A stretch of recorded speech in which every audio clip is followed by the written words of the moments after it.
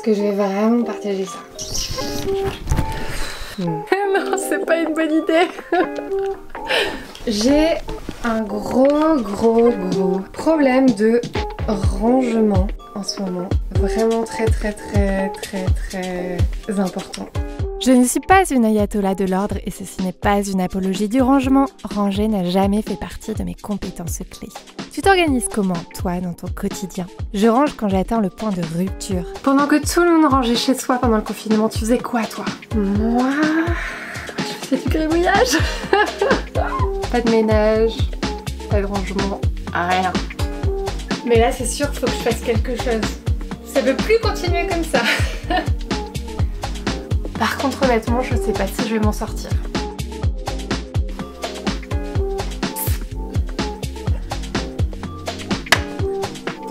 La première étape, c'est qu'il faut que je rassemble tout ce que j'ai éparpillé. Et à vrai dire, c'est ce que j'avais commencé à faire. En fait, ce bazar est finalement une première étape de rangement. J'avais commencé à ranger, et d'où ces tas, en fait, que j'ai jamais fini.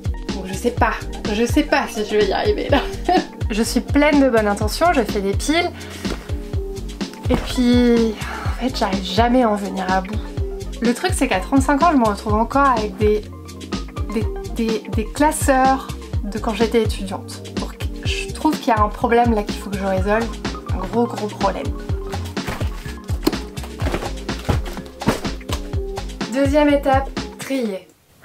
C'est ce moment-là qui est le plus critique pour moi parce que vraiment le désordre peut me rendre folle et surtout le fait de ne jamais réussir à en venir à bout et le fait d'avoir cette sensation qu'à chaque fois que j'ai fini, il faut que je recommence. Cet été, j'étais si bien sous ma tente, dans la nature, avec rien à ranger, pas de poussière à faire, j'étais vraiment super bien. Et quand je reviens à ma vie de tous les jours, en fait ça me crée un stress, c'est complètement fou.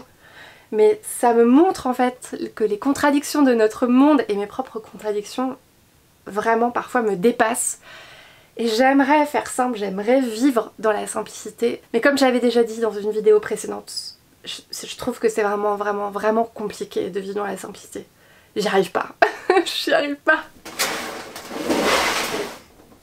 Ah oui.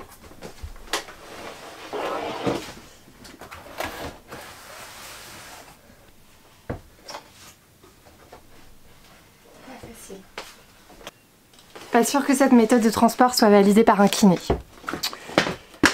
Ouh, à ne pas reproduire chez toi, je pense. Non. Contrairement à des milliers de personnes, Marie Kondo n'aura pas réussi à changer ma vie. Son secret à elle pour minimaliser ton chez-toi, c'est de passer en revue tous les objets que tu as et de ne garder que ceux qui te procurent de l'émotion. Et vraiment, merci Marie, tu m'as appris à plier mes chaussettes. Mais je n'arrive pas à appliquer ta méthode, j'y arrive pas. Il y a toujours une résistance du petit écureuil en moi qui veut garder. Donc je reviens à des méthodes basiques, vraiment classiques. Mon process, c'est de garder tout ce que je peux garder. De donner, recycler et vraiment jeter en dernier ressort. Pour moi, les limites de la minimalisation, c'est que tu vas désencombrer ton chez-toi pour réencombrer les déchetteries. Et ça, j'ai pas envie personnellement. Donc si je réfléchis bien, je peux être inventive et créative aussi sur la façon de réutiliser certains papiers que je peux utiliser pour des collages, en brouillon, pour recréer des mini carnets ou des journaux.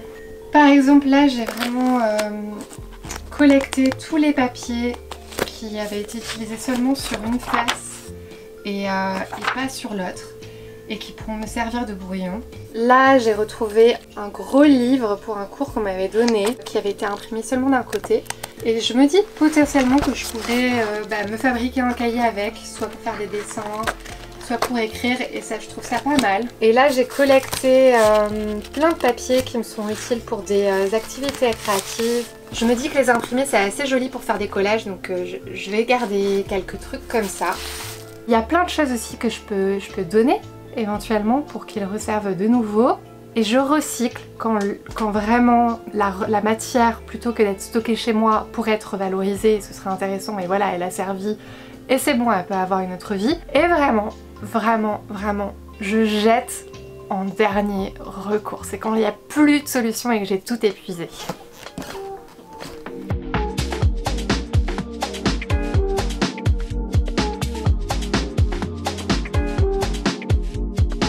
Enfant, j'aspirais à devenir une fée de logis, à avoir un chez-moi figé et glacé comme sur un catalogue. Aujourd'hui, je voudrais bien devenir Samantha de ma sorcière bien-aimée, mais pas pour son rôle de ménagère des années 60. Juste pour son pouvoir magique. Pouvoir ranger en agitant le bout de son nez, ce serait si bien, on n'est pas d'accord? En venant chez moi l'autre jour, un enfant m'a dit « C'est mieux rangé que la dernière fois ». J'ai souri, mais des LED rouges se sont éclairés à l'intérieur de moi, retraçant un réseau vers une petite graine enfouie émanant de la honte et de la dévalorisation. Notre rapport à l'ordre intérieur nous vient d'un héritage invisible, selon la journaliste et autrice Titiou Lecoq. Les forces obscures qui te poussent à ranger ou ne pas ranger viennent de très loin, et ce livre est pas mal pour inspecter tout ça et s'interroger sur le sujet. Et dans le fond, je me demande qu'est-ce que l'ordre apporte vraiment à la créativité. Parce que le bazar, c'est pas forcément mauvais signe, il faut pas le diaboliser. Le désordre, c'est aussi la manifestation du fait qu'il se produit quelque chose, que des projets sont en cours. Et encore plus en ce moment, je me dis, est-ce que le lâcher-prise, l'acceptation du chaos, c'est finalement pas une compétence plus importante que celle de ranger ? Là, j'arrive vraiment à un stade où je suis désespérée et lessivée. Genre, j'en ai tellement marre que j'ai développé une espèce d'insensibilité que j'arrive plus facilement à me défaire de certaines choses. C'est hyper fatigant en fait de se séparer de choses et de revenir mentalement sur des trucs que j'avais accumulés, et je me maudis moi-même parce que je me dis Magali, mais pourquoi est-ce que tu n'as pas fait ça au fur et à mesure? Et je maudis cette part de moi sentimentale qui n'arrive pas à se défaire des choses. Donc c'est dur là, c'est dur, et je me dis vraiment que je vais abandonner, que je vais arrêter, que je vais tout mettre dans un coin. Parce que c'est du temps en fait aussi de faire tout ça, et je me dis que je pourrais le passer à faire des trucs beaucoup plus intéressants. Donc là je suis vraiment à deux doigts de lâcher et d'abandonner. À ce stade, je pense que le meilleur moyen de remédier à ça, c'est de mettre de la musique.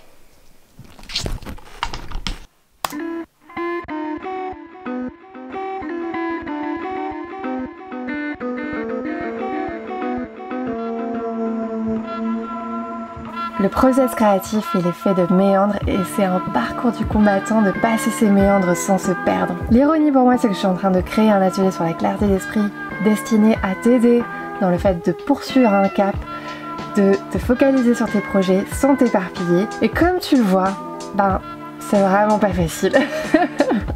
Je vais écrire une série de conseils que je partagerai via la lettre créative. Ça peut être utile, donc n'hésite pas à t'inscrire.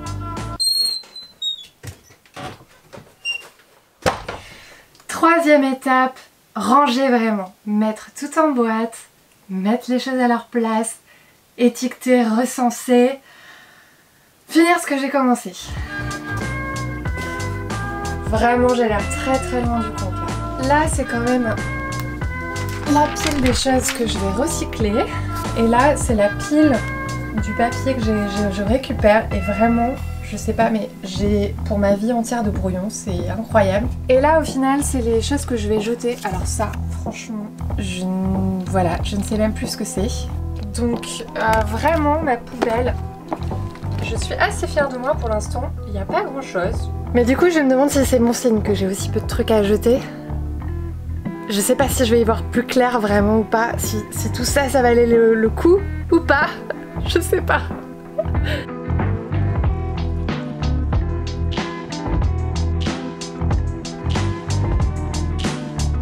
Ce dernier coup de collier, j'ai pas fait dans la dentelle, j'ai pris de vieux cartons que j'ai recyclés pour qu'ils servent de boîtes, ou des boîtes que j'avais déjà. J'ai rajouté des étiquettes, des post-it sur mes dossiers pour me souvenir qu'est-ce qu'il y a à l'intérieur, parce que en fait j'ai tendance à oublier. Et puis j'ai essayé de recenser ce que je pouvais par écrit.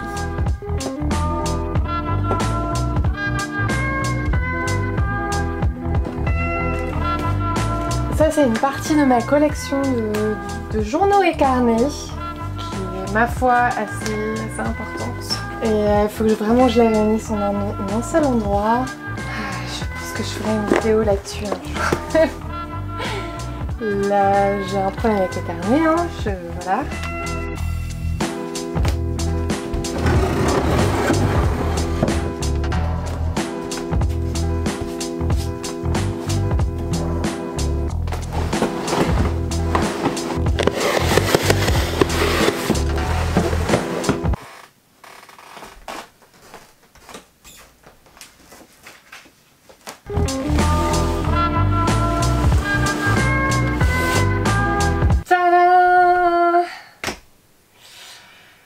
C'est un petit goût d'inachevé, mais vraiment j'avais envie d'en finir là.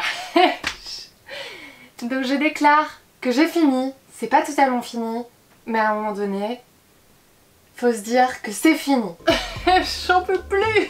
Il s'est passé un truc pendant ces jours où j'ai rangé, c'est que je me suis rendu compte que j'avais envie peut-être de garder tant de souvenirs, peut-être plus de souvenirs que ce que j'ai de place.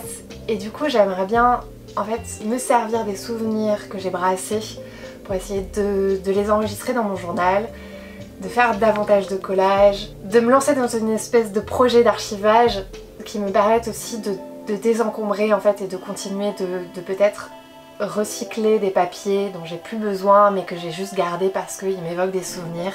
Je m'attendais pas à ça, mais du coup ça a été comme une espèce de processus d'introspection. J'ai eu pas mal d'idées, j'ai eu pas mal de souvenirs qui me sont revenus et que j'aimerais utiliser en fait, peut-être pour nourrir des prochains sujets, peut-être pour nourrir mon écriture. Voilà, je trouve ça assez intéressant parce que je m'y attendais pas vraiment. Partage-moi toi si le désencombrement est une espèce de malédiction que tu as l'impression de ne pas réussir à dépasser. Moi c'est un peu le cas quand même. La petite étoile que j'ai à l'horizon, c'est que j'espère avoir un jour un nouveau bureau, un autre bureau que celui-ci, une nouvelle pièce et de pouvoir repartir de zéro. Donc ça va me motiver peut-être à continuer ce que j'ai pas réussi encore à finir. Dis-moi ce que tu as pensé de cette vidéo, je suis toute oui et je te dis à très très bientôt. Ouais. C'est marrant en plus parce que je suis retombée sur un cahier où j'avais fait une liste pour moi-même. Ma chambre doit être toujours rangée. À savoir que mon bureau est dans la chambre que j'avais quand j'étais ado. Voilà. Pourquoi tu n'as pas suivi tes listes, Magali? Ça peut plus continuer comme ça.